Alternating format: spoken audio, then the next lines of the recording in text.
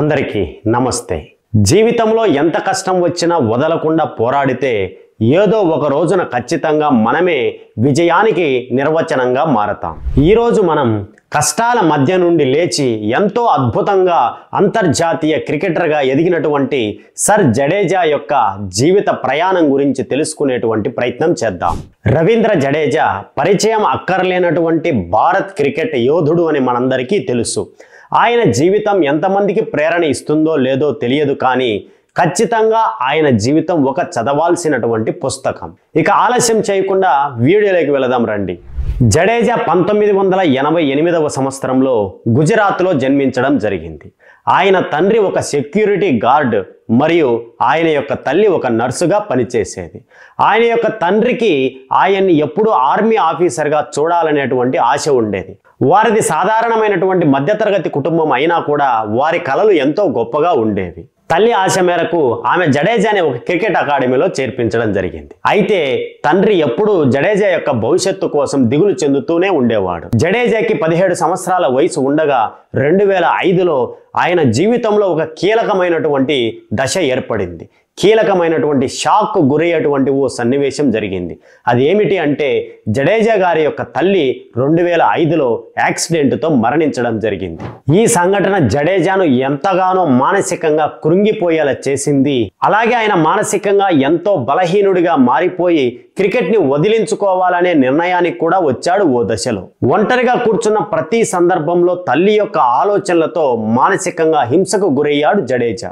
జడేజా యొక్క తల్లి యొక్క కోరిక ఆయన్ని క్రికెటర్గా చూడటం. ఆ మాటను పదే పదే అనుకున్నటువంటి జడేజా బాధలని బలహీనతల్ని పంటి కింద గట్టిగా బిగించి మళ్ళీ కఠోర శ్రమతో క్రికెట్లోకి అడుగు పెట్టాలి అనే నిర్ణయం తీసుకున్నాడు. ఎలాగైనా క్రికెట్ వేటను సాధించి తన తల్లి యొక్క కోరికను తీర్చాలి అనే నిర్ణయం తీసుకున్నాడు రవీంద్ర జడేజా. ఎంతో కఠోరమైనటువంటి శ్రమ తర్వాత 2006లో ఆయన అండర్-19 వరల్డ్ కప్కి సెలెక్ట్ అయ్యాడు.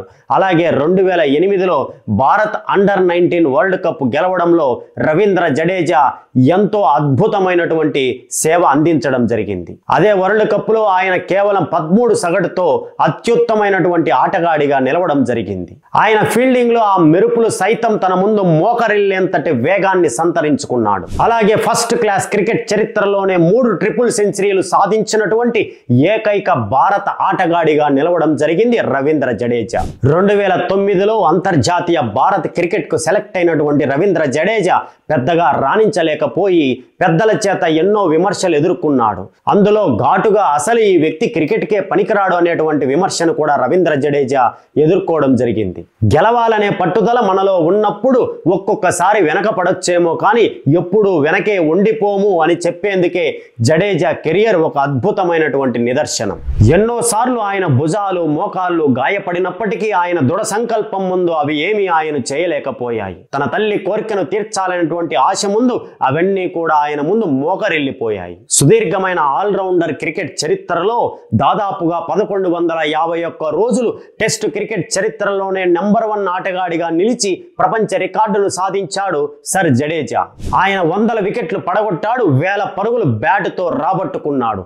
అందుకోలేరు ఇక ఎవ్వరు అనుకున్నటువంటి క్యాచ్లను సైతం అత్యంత సులభంగా అందుకున్నటువంటి వ్యక్తి రవీంద్ర జడేజా. ఫీల్డింగ్ చేసేటువంటి సమయంలో బంతి రవీంద్ర జడేజా చేతికి చేరింది అంటే ప్రత్యర్థి బ్యాటర్ ఖచ్చితంగా గీతకు అవతల వైపు నిలబడిపోవాల్సిందే.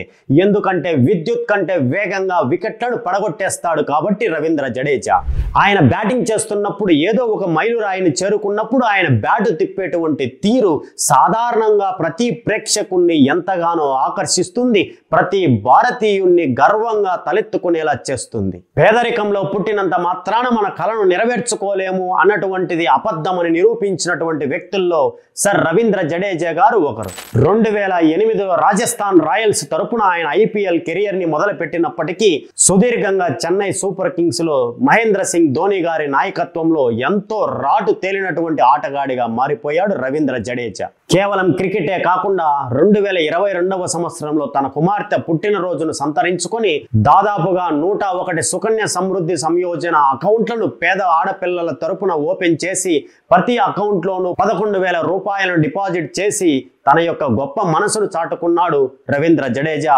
ఈ అంశంలో సాక్షాత్ ప్రధానమంత్రి రవీంద్ర జడేజాను మెచ్చుకోవడం జరిగింది. ఆయన ఆడిన ప్రతి ఆటలో మన దేశాన్ని నిలబెట్టేందుకు పోరాటం చేస్తూనే ఉంటాడు. కాబట్టి మన దేశంలోని వేల కోట్ల మంది జనాభాకు ఈయన ఒక ఆదర్శవంతమైనటువంటి వ్యక్తి అని నా భావన. కేవలం క్రికెటర్ అని మాత్రమే కాదు నేను ఇక్కడ తెలియచేయడం. కింద పడ్డప్పుడు ఎలా పైకి లేవాలో, పేదరికం మనం అనుకున్నటువంటి సాధించాలనుకున్నటువంటి లక్ష్యాలకు ఎప్పుడు అడ్డం కాదు అని నిరూపించేలా రవీంద్ర జడేజా గారి యొక్క జీవితం సాగింది అని నా భావన. అలాగే దేశం కోసం ఆయన మరెన్నో విజయాలు సాధించాలని, కోట్ల మంది భారతీయుల యొక్క ఆశీస్సులు ఆయనకు చేరాలని కోరుకుంటూ మరి రవీంద్ర జడేజా కోసం ఓ లైక్ చేయండి అని ఆశిస్తూ సెలవు తీసుకుంటున్నాను.